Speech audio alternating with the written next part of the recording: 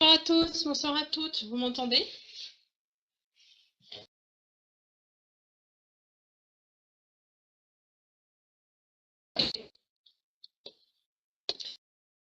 Étant donné que nous sommes 12,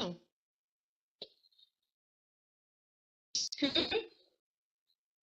là je pose une question, hein, c'est que vous pensez utile de passer sur WebEx?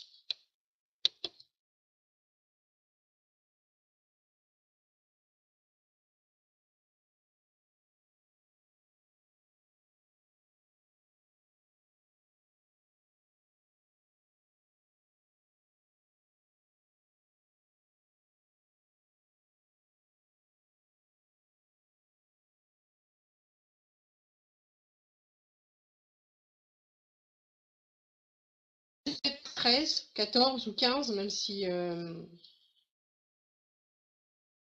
va pouvoir communiquer. En gros, je suis toute seule encore devant mon écran à parler et puis vous, vous êtes de l'autre côté à écrire.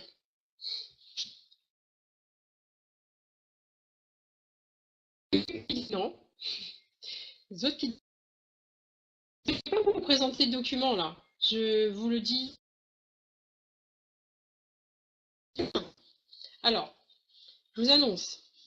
La semaine prochaine à 21h, on va faire un webinaire avec Jean-Marcel Bloch, qui a travaillé énormément en fait sur jeunesse, sur le développement justement du VDI, et a travaillé par le passé aussi avec une autre compagnie pour l'entrée en fait du VDI en France aussi. Comme dimanche prochain à 21h, nous serons deux en fait à vous parler du VDI. Alors écoutez, voilà ce que je vous propose. Je vais vous en parler un tout petit peu ce soir. Et puis dimanche prochain, on va faire, vous montrer aussi justement des captures d'écran et répondre un peu plus précisément peut-être à vos interrogations. Moi, je souhaitais en fait faire un webinaire ce soir parce que le VDI vient d'être lancé. Et puis je pense que, enfin c'est pas je pense, parce que je l'ai vu en discussion avec des personnes, beaucoup de personnes se posent des questions. Tous s'interrogent sur ce qu'ils vont devoir faire, ce qui va se passer, ce qui va aller, voilà. J'ai aussi mon expérience par le passé, puisque j'ai aussi aidé une entreprise à monter son dossier et donc à créer le statut VDI et même à aller jusqu'à la fédération de la vente directe. Donc j'ai participé aussi à cette mise en place et je peux comprendre en fait les interrogations. Maintenant, il est important de comprendre qu'en France, on a des règles, on a des statuts et qu'on doit simplement en fait rentrer en règle. Ça, c'est une première chose. Enregistrer.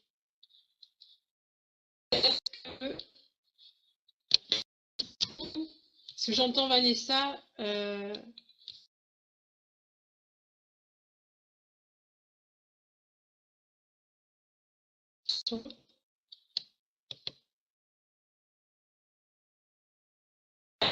J'enregistre. Donc peut-être que vous avez peut-être un mauvais enregistrement, mais peut-être que du fait que moi j'enregistre devant mon ordinateur, vous aurez une meilleure écoute après. C'est du MP4. Hein. Donc une fois que l'enregistrement sera terminé, je vais l'enregistrer sur l'ordinateur et puis je vous le mettrai en fait à disposition. Donc encore une fois, je le répète, dimanche prochain à 21h, on fera un webinaire avec Jean-Marc Bloch, qui est aussi partenaire dans Jeunesse, qui est un partenaire de Jean-Pierre et Régine Desroses. Donc, on a échangé aussi tout à l'heure à ce sujet.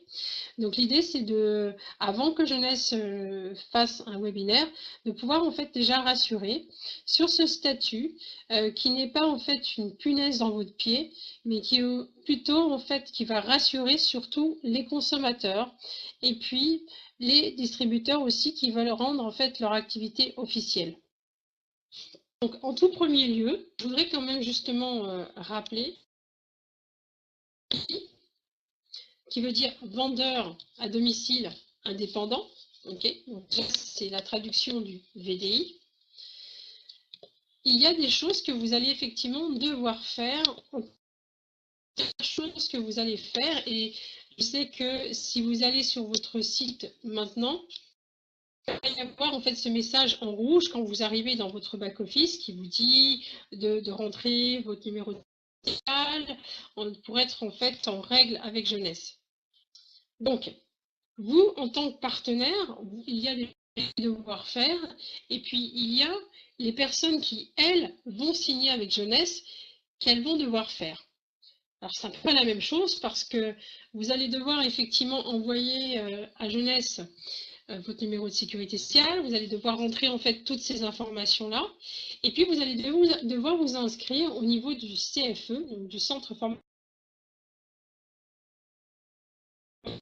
Vous inquiétez pas, on vous enverra tout ça la semaine prochaine, on fera des captures d'écran, enfin je verrai avec Jean-Marcel, on va travailler ensemble, on va préparer quelque chose, vous mettre chercher auprès du CFE.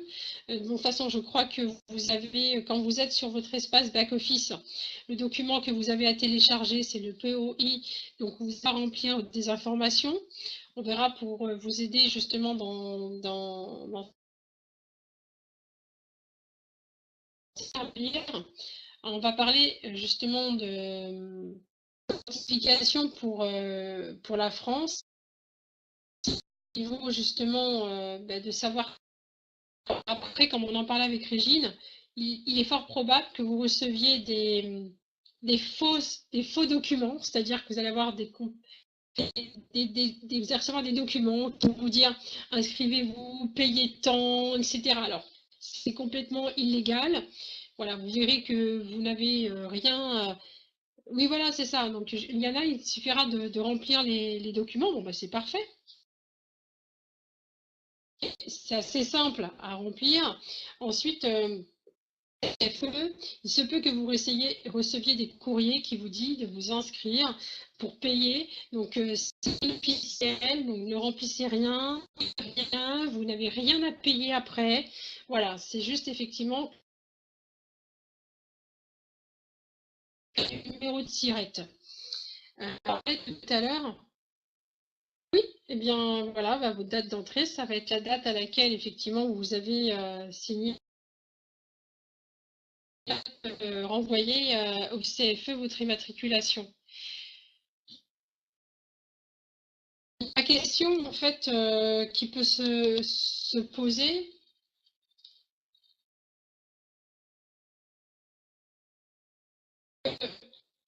c'est effectivement, t'inquiète pas, c'est enregistré, donc vous recevrez l'enregistrement. Moi aujourd'hui, je ne peux pas parler de jeunesse, je ne suis pas à la place de jeunesse. Donc il y a des est-ce que mon compte va être coupé si je n'envoie pas ces documents? Alors je pense quoi si à la date du 10 février, vous n'envoyez pas, c'est-à-dire si vous ne faites pas votre déclaration à la au CFE, si vous ne rentrez pas votre numéro de sécurité sociale. C'est ce que Jeunesse vous donne comme information, vous serez coupé. Bon. Ensuite, au niveau de la déclaration d'impôt, on verra tout ça la semaine prochaine. Pourquoi? Parce que ça se fait au mois de mai, donc il n'y a pas d'urgence, ok, pour pouvoir le faire. Il ne va pas partir en fait en antériorité sur les calculs des cotisations. On ne peut partir que sur un trimestre. Ça veut dire fonctionner en antérieur. Ok, ils ne peuvent pas repayer et puis repartir sur vos cotisations. C'est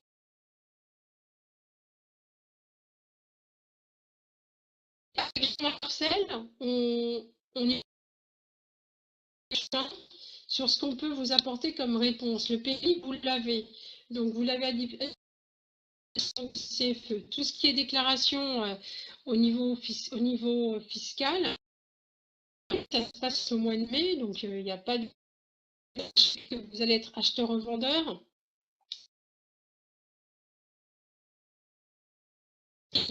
souhaitez, sachant que vous allez être limité. Est-ce que Jeunesse va fixer des prix? Ça, on ne sait pas. Est-ce qu'il va y avoir des limites? C'est que vous allez être en fait assimilé salarié d'un point de vue fiscal et indépendant d'un point de vue fiscal. C'est pour ça que souvent on disait que ce statut est un peu un statut de part, parce que d'un côté on a un statut d'indépendant et de l'autre côté en fait on a un statut fiscal. Et, indépendant, voilà, les gardes des règles du droit du travail. Et puis par contre, justement comme on parle de cadre du travail, eh bien en fait du travail, mais pas de code du travail, c'est-à-dire que ni le code du travail, ni les collections collectives, en fait, ne sont applicables au VDI. Ce sont en fait justement des...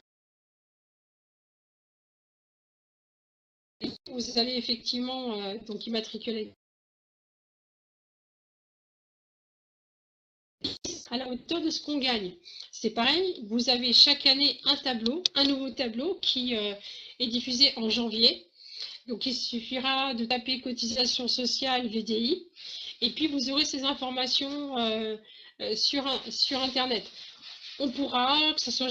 Voilà, moi, je vais pouvoir vous montrer ce qu'est le tableau 2015, mais je ne pourrais pas vous montrer le tableau 2016, puisqu'il apparaît en fait vers le 10 janvier 2016. Les coupures, je suis devant mon ordinateur, donc je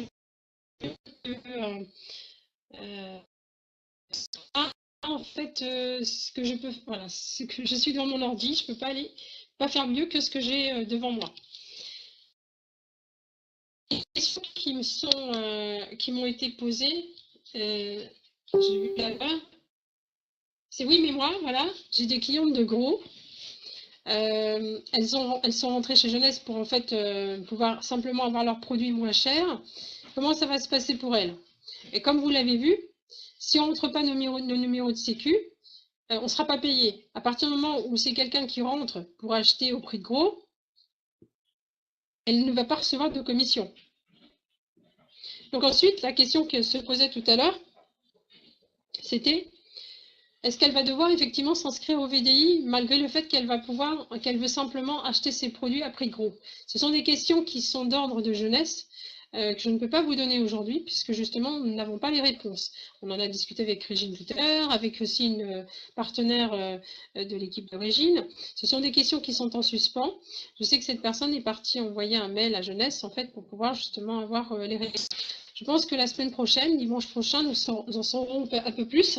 Et peut-être, pourquoi pas, justement, Jeunesse fera un webinaire. Nous, du coup, de notre côté, en fait, en tant qu'équipe, on pourra compléter, s'il y a un webinaire Jeunesse, peut-être par les documents, vous donner des informations supplémentaires d'un point de vue fiscal, en bien sûr que Jeunesse nous mette à disposition un PowerPoint, des informations supplémentaires. Ce qui est sûr, c'est que les cotisations sociales, je vous donne un exemple. Si vous gagnez une moyenne 300 € par mois, vous serez sur la base d'environ 15 € en fait de cotisation au trimestre. Ok, donc c'est pas voilà. Maintenant, je sais que pour les personnes qui ont des visions plus importantes, eh bien, ça va être des fourchettes. Ça ne sera pas en fait la même chose. Les cotisations ne sont pas les mêmes, mais il faut, voilà, quand on commence à gagner plus de 450 € par mois, là, effectivement, les cotisations vont être un petit peu plus importantes, mais ce n'est pas énorme.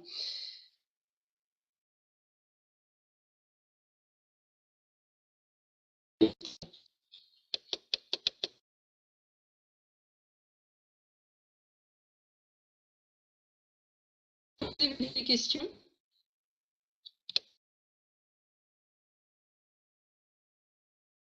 Ça coupe toujours.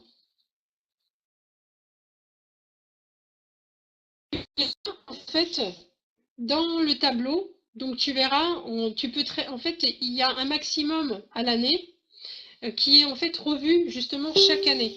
C'est-à-dire que si en tant qu'acheteur-revendeur, on va être le maximum, alors je crois que c'était en 2015, c'était 84 000 € en fait, parce qu'on va parler de chiffre d'affaires et non pas de commission. Ce qui veut dire que si vous divisez ça à l'année 84 000 € à l'année, bon, on n'en est pas là, quoi.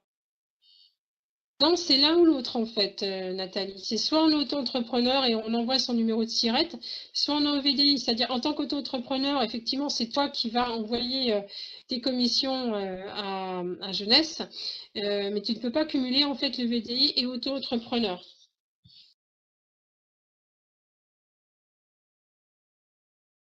Non, tu ne peux pas être les deux.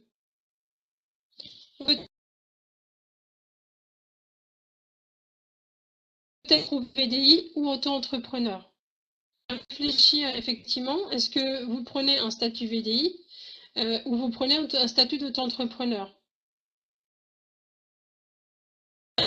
Si tu gagnes 3 000 € par mois, je vais t'inviter en fait à rentrer carrément dans une autre stratégie, c'est-à-dire de rentrer en société, à choisir après en fonction en fait de ta vie personnelle. Et là, c'est quelque chose d'individuel. On ne peut pas dire à quelqu'un, tu vas te mettre en société, tu vas te mettre en commerçant, tu vas te mettre en URL ou tu vas te mettre en EI. Ça va dépendre en fait de chacun. Donc, quand on gagne 3 000 €, il vaut mieux être on vaut mieux être en société parce que justement, on va pouvoir récupérer la TVA. En tant qu'auto-entrepreneur, on ne récupère pas la TVA. Donc, c'est pour ça que, Amandine, en fait, les statuts au-delà de l'auto-entrepreneur et au-delà du VDI, c'est quelque chose de complètement individuel en fonction d'être propriétaire, locataire, d'avoir des enfants, pas d'enfants, etc.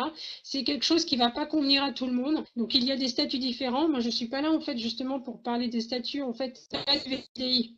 Donc, sachez une chose, que normalement, lorsque vous atteignez normalement le maximum, c'est carrément en fait normalement la compagnie, en tout cas dans les autres compagnies qui avant où j'étais, qui vous informe que vous devez en fait changer de statut. Okay, c'est-à-dire que vous pouvez prendre la décision effectivement de changer de statut, mais la compagnie, de toute façon, normalement, est censée vous informer.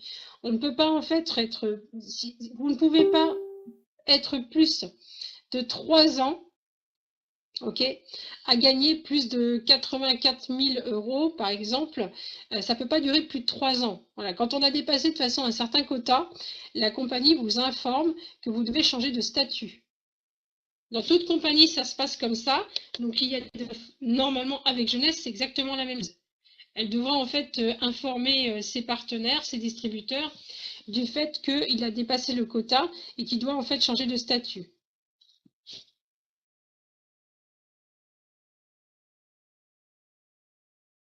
Autre question ?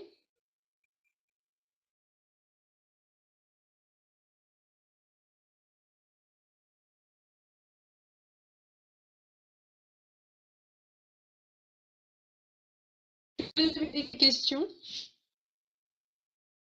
Oui, absolument, Amandine.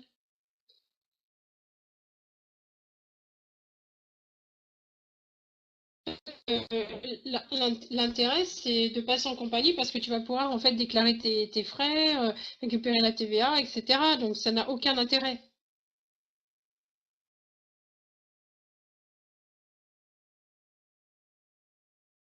Alors Myriam, je vais être très sincère avec toi. Je vais parler qu'en mon nom. Je te dirais que normalement, non. Jeunesse prend une partie des frais en fait, Fatima. Il faut savoir que quand il y a des cotisations sociales, les cotisations, la compagnie prend en charge aussi les cotisations. Voilà, exactement.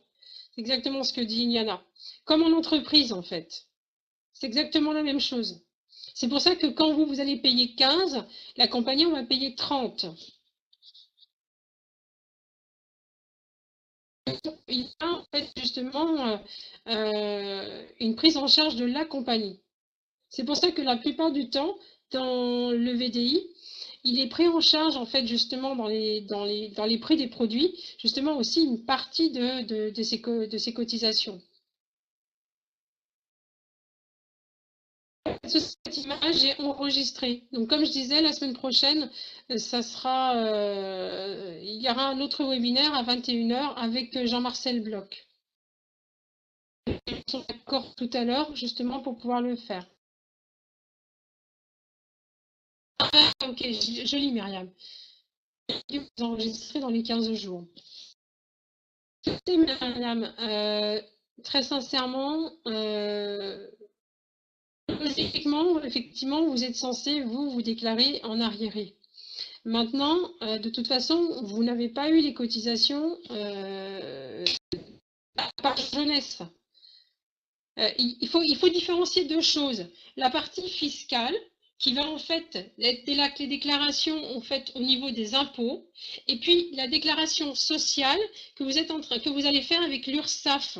Ça va être deux choses différentes. Vous n'avez rien à faire, Myriam, avec la CFE. Vous avez juste à vous déclarer, là, c'est tout. Donc la CFE, vous ne faites aucune autre, vous n'allez pas leur donner des chiffres, en fait. OK? La CFE, c'est une déclaration d'existence. C'est tout. En principe, Amandine, quand on est acheteur-revendeur, non, oui et non. Voilà. C'est pas comme quand on est mandataire, c'est différent. Tu as juste tes factures avec tes cotisations. Tu as ton propre compte et c'est un petit peu différent. C'est pas comme en fait le mandataire. Le mandataire, on va dire par exemple quelqu'un qui travaille chez Tupperware, il va recevoir effectivement un relevé de décompte et en fait après c'est facile. Il va en fait au niveau des impôts avoir ses relevés mensuels, etc. Quand on est dans un système d'acheteur-revendeur, on les a effectivement, mais au niveau trimestre. Mais ça, c'est pareil. Là, on parle de jeunesse. Je ne peux pas vous dire comment jeunesse va fonctionner. En temps normal, oui, on a un relevé trimestriel. On prend en fait vos commissions, ok, et une estimation d'heures, puisque vous savez qu'en France, on part en fait en estimation d'heures. Alors, il y a une nouvelle loi qui a été mise en vigueur en 2015, à savoir que justement, c'est ce qu'on appelle la dématérialisation du bon de commande, c'est-à-dire que nous ne sommes plus obligés, en fait, effectivement, d'avoir des bons de commande physiques. Ce sont pas des clients qui commandent sur Internet. Donc, tant que VDI, normalement, oui, Jeunesse va fournir des bons de commande avec toutes les lois, mais là, c'est vraiment propre à Jeunesse. Il va être moi, je ne peux pas parler à la place de Jeunesse. Moi, aujourd'hui, c'est juste vous parler du statut VDI. C'est-à-dire que, par exemple, je peux vous dire que, voilà, vous avez en tant qu'acheteur-revendeur, aujourd'hui, ce qui n'était pas possible avant, vous allez pouvoir prendre l'argent à la commande. Avant, c'était interdit. Avant, il fallait faire un bon de commande et puis effectivement, on livrait le client après et on réceptionnait le chèque après. Aujourd'hui, vous allez pouvoir prendre les règlements avant et puis livrer après, ce qui n'était pas possible avant. Vous allez pouvoir faire payer le client par exemple par carte bleue. Si aujourd'hui vous vouliez avoir un système carte bancaire, que vous pourriez prendre, maintenant ça se loue, ça s'achète, etc. Donc,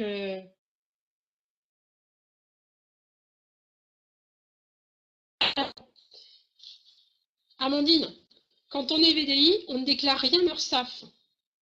Okay, c'est Jeunesse qui s'occupe de tout ça. Nous, on ne fait rien. Ils déduisent tout.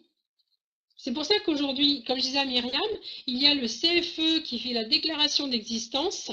Ensuite, il y a la partie fiscale qui va rentrer en vigueur au mois de mai l'année prochaine. Mais toute la partie en fait sociale, c'est-à-dire les cotisations, on ne paye pas.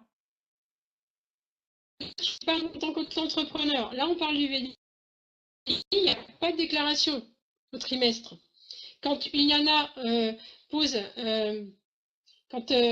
quand tu poses la question est-ce qu'on aura des fiches de décompte, ça sera au trimestre. Ce ne sera pas la même chose. On ne fait pas de déclaration à l'URSSAF. C'est automatiquement on fait déduit de vos commissions. En principe, dans les compagnies, comment ça se passe? On vous ponctionne 2% à la commande et en fait, à la fin du mois, la compagnie fait un bilan de ce qui a réellement été fait et puis après, on reprend les choses au trimestre. Il n'y a pas en fait de paiement URSSAF, parce que là, vous mélangez les deux, la partie sociale et la partie fiscale. C'est Jeunesse qui fait.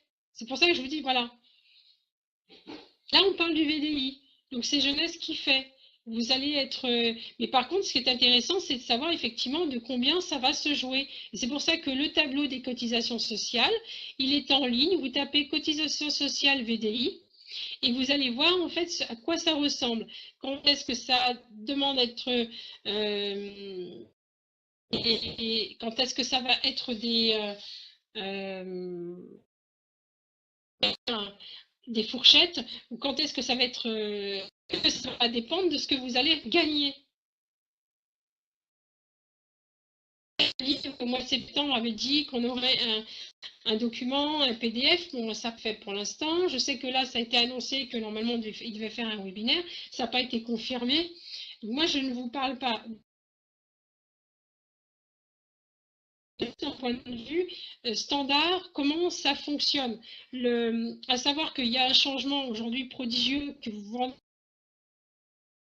la commande, comment ça assure le distributeur parce qu'il ne se retrouve pas à conserver les produits. Bon, je pense que là ce soir, il y a des personnes qui n'ont jamais, vous n'avez en fait jamais été, à part peut-être Fatima dans d'autres compagnies, avec un statut de VDI. Donc quand vous avez un statut de VDI, c'est comme ça que ça se passe. La compagnie, elle prélève au niveau fiscal, au niveau social, vos cotisations sur ce que vous gagnez, elle ponctionne un pourcentage qui est le même pour tout le monde, et ensuite elle fait le prorata en fonction réelle de ce que vous avez gagné. Voilà, parce que là, en fonction du chiffre d'affaires que vous aurez fait. C'est dans toutes les compagnies. C'est plutôt, en fait, ça va vous changer c'est-à-dire effectivement la prise de commande.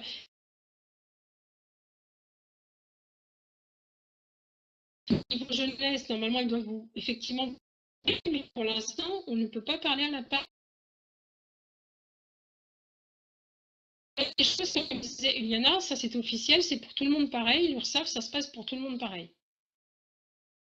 Déclaration au niveau fiscal, ce n'est pas urgent, puisque justement, c'est pour le mois de mai, on aura le temps d'en parler. On vous donnera quelques explications, quels documents aller télécharger, ou aller chercher en fait au niveau de votre... il me disait, pour la déclaration d'existence, si vous voulez gagner du temps, il suffit en fait d'aller à la CFE en fait chez vous et ils peuvent vous remettre votre numéro de SIRET immédiatement. Oui, c'est tout en fait, Juliana. En s'inscrivant, du coup, vos commissions ne seront pas bloquées. Là, on parle des personnes qui sont partenaires. On ne parle pas des personnes qui sont en fait simplement clients de groupe. Pas plus compliqué que ça, c'est-à-dire qu'effectivement, vous inscrivez quelqu'un, vous allez rentrer. À l'envoyer au CFE dans les 8 voilà. C'est un statut officiel en France. De toute façon, si on voulait être reconnu d'un point de vue aussi social et fiscal, eh bien, ça permet aussi justement de cotiser à sa retraite. Ça permet de cotiser justement une maladie. Alors bien sûr, ça va permettre de cotiser à la hauteur de ce que vous travaillez. Vous n'allez pas avoir la même cotisation que si vous ne travaillez pas. Il y a des estimations d'heures. Vous pouvez, quand vous êtes effectivement au chômage, continuer à travailler avec. On va vous donner un statut légal, officiel, rassurant.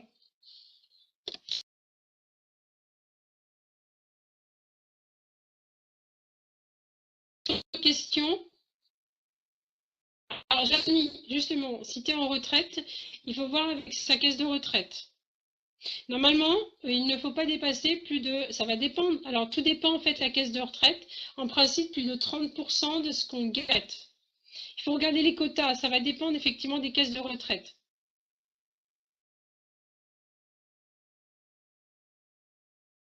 Maman fait de la vente à domicile. Elle a un quota à pas dépasser pour ne pas perdre sa retraite.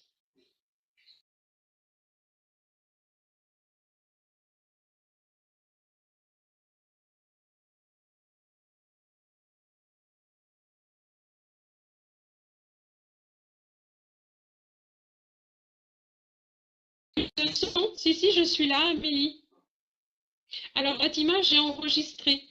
Donc, une fois que on aura terminé, c'est du MP4. Je l'enregistre, je vais sur Wizoo, je vais l'enregistrer et ensuite, je vous le partage.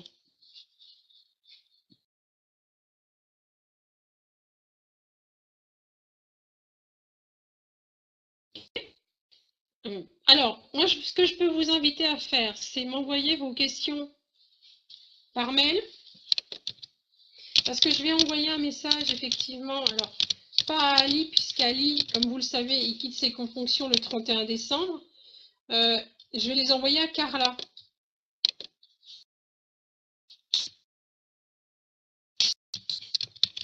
Et les questions auxquelles je peux répondre, je vous répondrai automatiquement. OK? Et puis dimanche soir prochain, quelque chose de plus construit avec, avec Jean-Marcel. Amandine, je vois pas ton point d'interrogation. Alors je te réponds non, si c'est une question. S'il y a quelqu'un qui remplace Ali, je ne suis pas au courant. Et nous ne sommes pas au courant.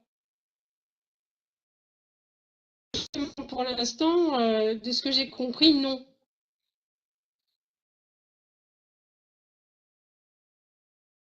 C'est pour ça que je vais m'adresser en fait à Carla, justement pour pouvoir en savoir un petit peu plus s'il y a quelque chose de prévu. Et on va se rapprocher avec Jean-Marcel pour préparer quelque chose. Donc si ça n'a pas lieu dimanche soir, ne vous inquiétez pas, on sait qu'on a encore cette deuxième semaine de vacances, scolaire on va dire, pour préparer quelque chose.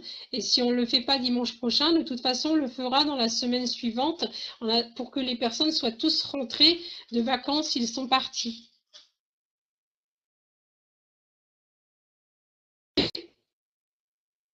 Donc préparez vos questions, comme ça on préparera quelque chose. Essayez en fait déjà de vous donner des informations concrètes écrites, c'est-à-dire ce que je vous dis là, on va l'écrire, la loi de la consommation, les prises de commande, la partie fiscale, la partie sociale. Par contre, tout ce qui concerne jeunesse, là, voilà, je ferai avec Jean-Marcel au mieux pour répondre, mais on ne peut pas parler à la place de jeunesse. On peut vous donner que la partie obligatoire de jeunesse. Est-ce que c'est un tout petit peu plus clair pour vous?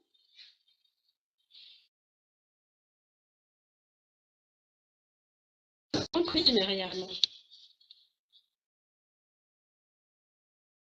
Si les questions elles vont continuer à fuser, c'est pas grave. Toi, Eba, tu étais dans une école où il y avait en fait justement le VDI et en plus acheteur-revendeur. Donc d'où l'expérience aussi du passé. En tout cas, voilà, je vous invite à m'envoyer des messages si vous le souhaitez. J'y répondrai individuellement. Et puis, bah, ces réponses ou ces questions, bah, on permettra de les mettre un petit peu à vue de tout le monde pour que ça puisse en fait aider un maximum de personnes. C'est pas grave, Janie? On a commencé à 21h et puis de toute façon, là, je vais envoyer l'enregistrement. Oui, il y en a. En fait, il n'y a pas en fait de peur à avoir. C'est juste quelque chose qui va centraliser. Si vous êtes dans un complément de revenu, pour ceux qui ont vraiment envie d'avoir quelque chose, le VDI n'est qu'une première étape. Mais pour les personnes qui ont envie de gagner 100, 300, 400 euros, ça ne va pas changer grand-chose dans votre vie de déclarer. Il faudra juste en fait suivre en fait nos étapes, c'est-à-dire lorsque vous recevrez des documents vous disant oui, vous devez payer ci, ça, ben dites-vous que non, vous ne paierez pas, ce sont des faux documents. Je sais que j'ai gardé des documents un petit peu dans cet ordre-là pour vous permettre de...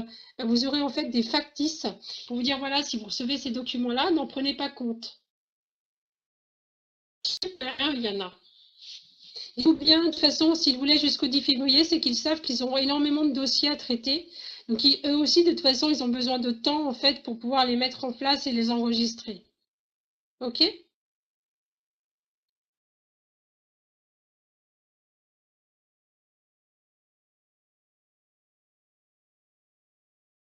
Pour vous?